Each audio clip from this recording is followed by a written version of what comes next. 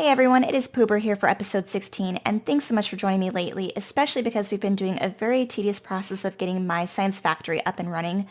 But I am proud to say that it is now fully installed in terms of the blue underground belts at least. We're still missing a couple components like the robo bays, and our yellow science packs aren't quite up and running yet. But we do at least now have some science pack automation, and it is now feeding into our labs. So since we've been working on science so much lately, I think we're going to take a break from that today and do something a little bit more fun and something that should improve our quality of life in the game.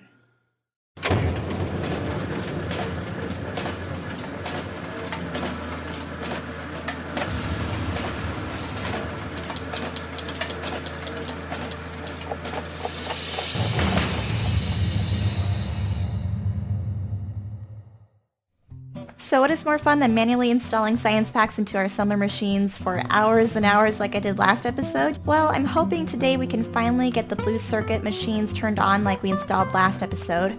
We've got two of them here just to the center of our left and right sides of the red circuit factory.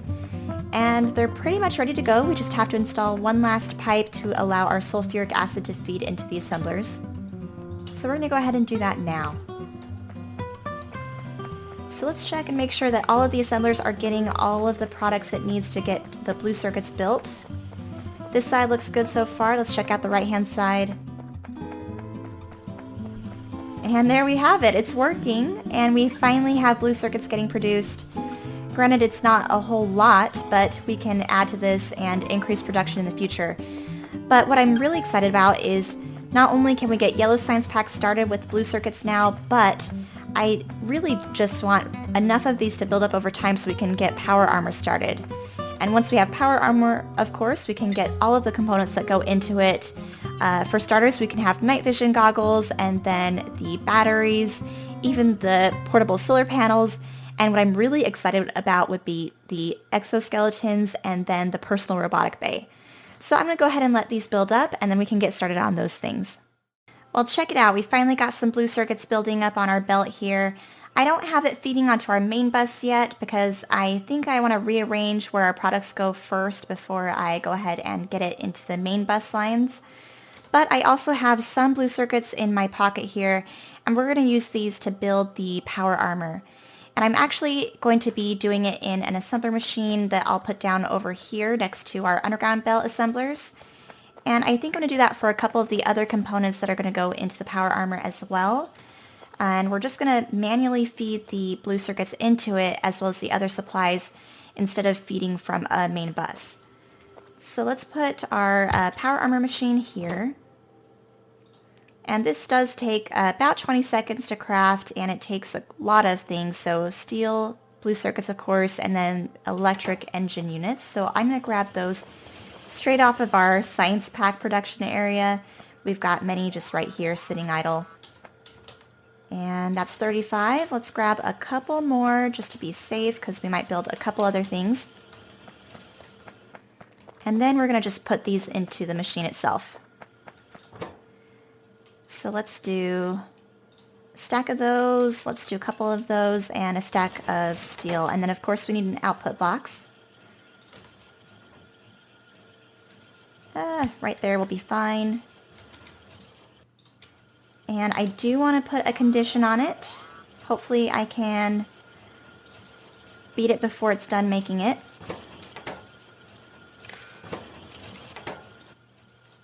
So we only want one, I think, produced at a time. There we go. Finally we have power armor. And thankfully this won't produce anymore anyway because it doesn't have enough products, so that's fine. I'm going to take this now and put it on. Let's get rid of that one. We're really moving up in the world, you guys. And what's going on? Ooh, I'm going to have to go deal with that here in just a minute. But first things first. My priorities right now are a little odd, but I definitely want to get this going before I make my way all the way over there because it's a long walk. So can we get the exoskeleton? What does that take? Another 30, basically the same products as the power armor itself. So I'm just going to craft that in the pocket. And we'll only have one, but it will at least help me get there a little bit quicker to go deal with the biter issue over at the copper farming area. So let's install that right there. And I can't tell if I'm walking any faster. I don't think I am because it's not powered yet because it's nighttime. Dang. Well, I'm going to be back here in just a minute after I go take care of the biter issue, and I'll see you guys in just a second. I just got done dealing with that biter issue, and I'm walking my way back from the main base from the copper farming area, and I can't quite tell if the exoskeleton has made a difference in my walking speed at this point. So I'm going to make a couple more exoskeletons to put into my armor, and then see if I can add some solar panels or some batteries or something, and hopefully increase my speed, because the exoskeleton is definitely one of the major perks I appreciate having in my armor. So let's see if we can add another assembler machine for the exoskeletons themselves, and that way we can have a couple built up, and I don't have to manually make it in my pocket.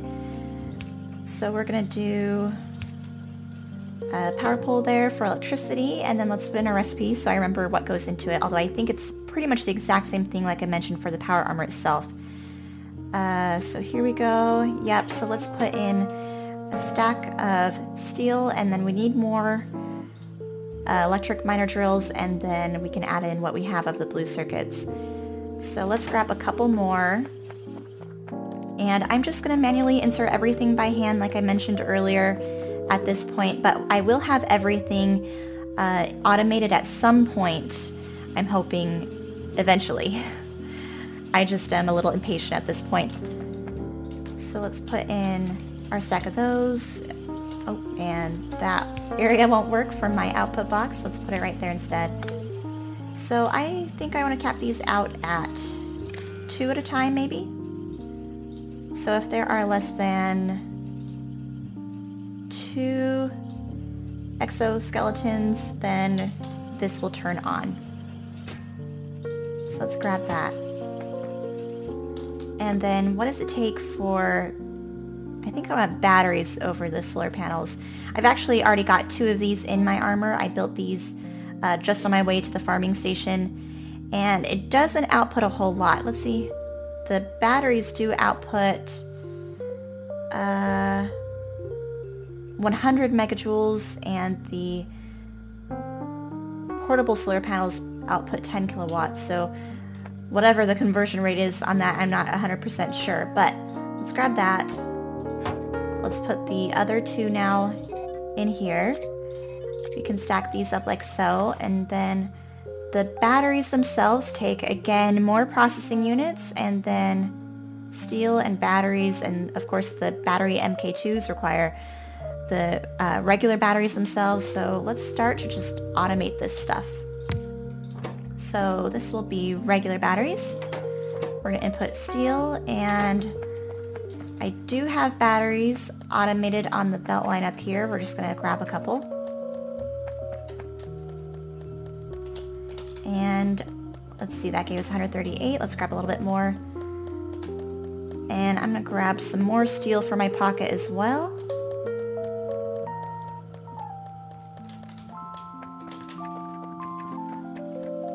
And let's go ahead and feed it in. So batteries. How many batteries does it take? Oh, just 5. So that will last us quite a while. And we'll have these direct insert into... Ooh, I'm out of assemblers. An assembler that I will make and then add just adjacent to this one, because I don't really see the point in just having the regular batteries when we can have the upgraded batteries. So let's give this one power, and we can put down our assembler machine here. This one will be the battery MK2s, so we'll again manually input some more blue circuits. Hopefully we have some more built up.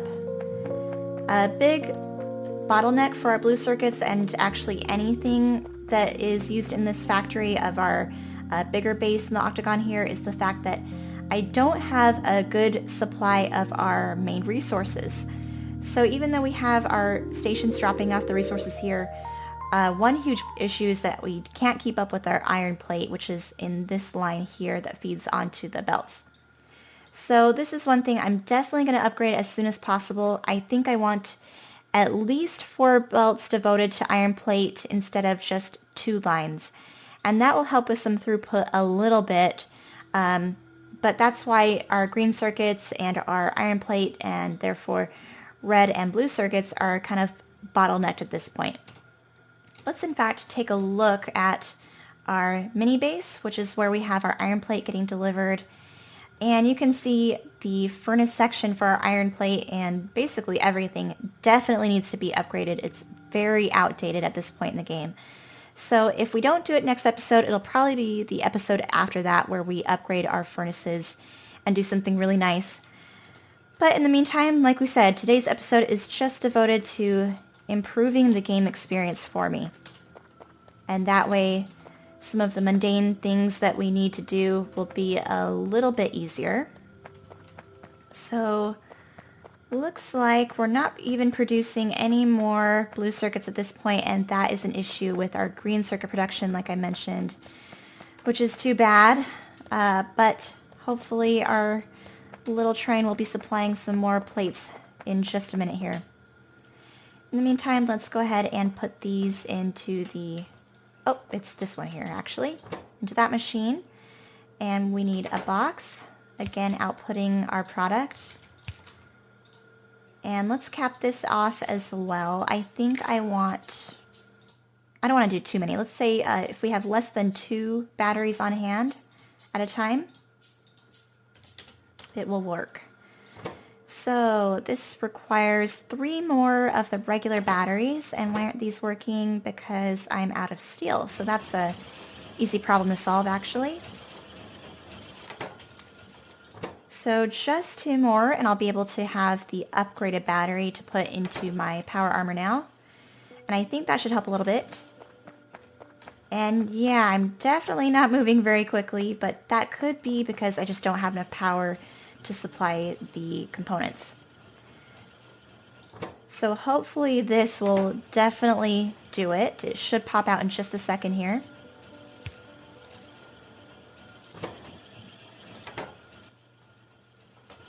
And then the other thing I want to make will be night vision goggles, which will be super easy to make. I can just do that in my pocket.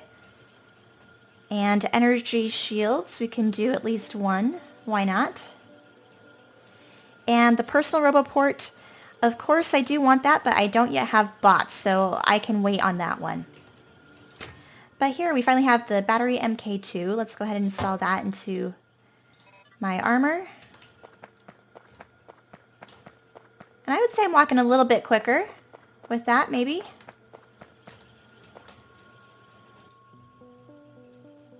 Let's see, and I don't have any more room to install any more exoskeletons, unfortunately. So we'll have to wait to fit more than 3 at a time, and we can do that eventually when we get the MK2 armor, I believe, or something like that, one of those.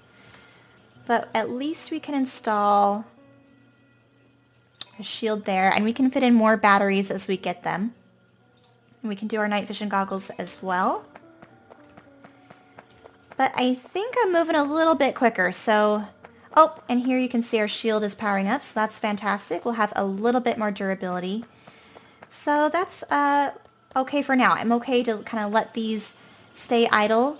Apart from the batteries I'll want. So let's just do automatic supply of the steel into this one here. And we don't have automatic supply of the batteries, but I can at least put a chest down so I don't have to manually feed it every time. There we go. So I'll let these kind of just do their thing in terms of the batteries. But in the meantime, I still think we have hopefully enough time to work on another quality of life improvement, and this will be a huge one. And this is going to be getting bots finally installed in the game. So I think for that, I'm going to actually be using a similar blueprint that I used on my previous map, built by 3F6B7. So again, all credit goes to him for the design of this factory, but I really liked it for the previous map. I've done a couple alterations because his design actually uses the beacons, which I am not going to be using this early in the game, so I've taken those out. But here's the blueprint ready to go, and I think what I want to do is put it adjacent to our oil section. That way we can use the lube nearby for the electrical engines, and then the steel and stuff and the batteries that are off of the main bus. So I'm going to put it pretty close, although I want to leave some room. So let's at least leave one space in between the main bus and our factory. And I guess right there is fine. I really don't have a rhyme or reason. Usually I try to line it up with something, but there's nothing really to line it up to. But as you can see, I've actually got a lot of tree farming to do before I can even lay stuff down. So I'm going to go ahead and do that off camera and save you guys the trouble of having to watch me do that. So by the next time you guys see me after this cut, this should be fully installed. I am back and our robotic frame factory is now fully built. It only took me about half an hour to get all the trees down and the factory fully installed. The last thing we have to do at this point is just hook up our input lines into the factory itself and let it turn on. Here's for our iron plate, green circuits, combined green and red circuits. This one here is for our batteries. And then our steel is actually going to feed from our steel input line that goes into our oil refinery factory.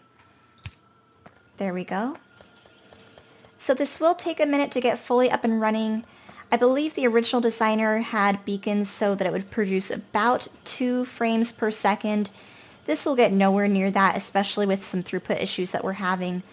But the important thing is that it will get some sort of bots started. I did add in a cool thing here to the bottom that wasn't in my last base, but this does produce the construction and the logistic bots themselves. The right-hand side is for the logistic, the left hand is for the construction.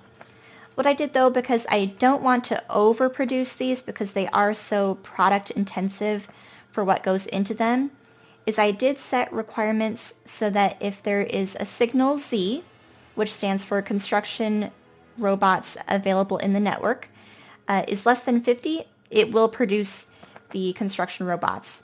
If we do have more than 50 available in our network, it will stop producing it, and that way we prevent overproduction. I have a similar condition for the logistic robots over here.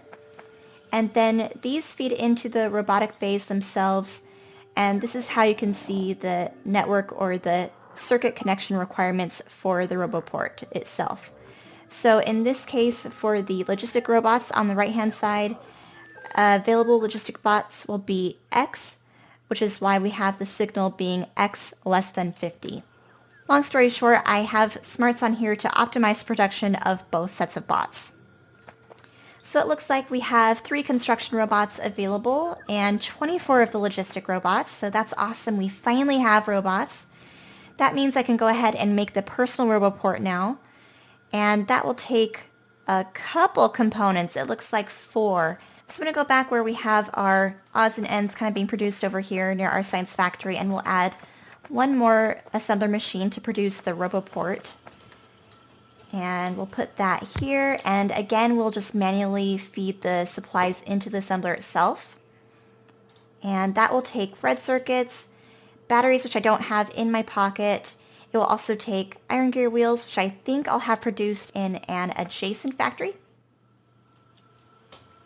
We'll put that right here, and I guess we'll manually feed it the iron plate for now, just because I'm a little lazy and just getting a little overexcited at this point. So we'll do that. We'll put our output box right here. And I'm out of electrical poles. Let me make a couple more. Oh, I guess it's covered by this network. I didn't even realize.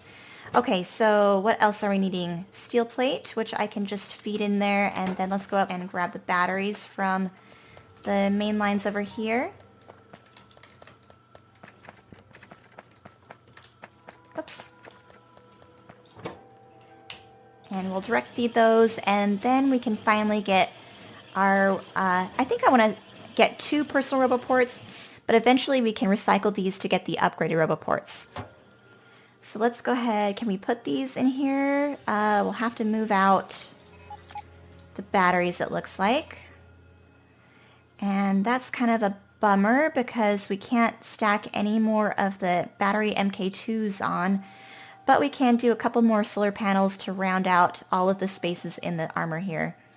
So I think I'll go ahead and do that. I don't have the personal solar panels automated, but I can just do that in my pocket if I grab a little bit more steel. There we go. And how many more can I fit? I can do 5 more.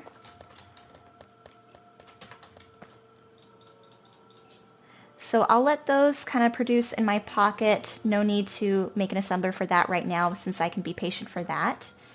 But let's grab a stack, or a couple at least, of the construction robots, I think, to put in my personal roboport.